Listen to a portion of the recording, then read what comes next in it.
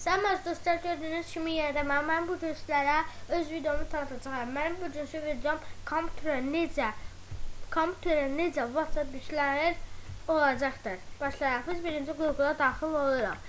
Və buradan WhatsApp Home yazırıq və daxil oluruq. Biz buradan ilk proqrama daxil oluruq. Buradan skçatının üstünə basaraq onu yükləmək.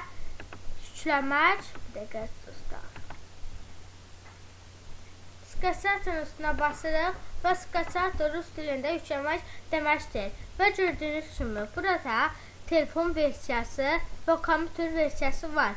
Əgər siz baxırsınız, sizin kompüteriniz 64 bit ya da 32 bitlik ola bilər.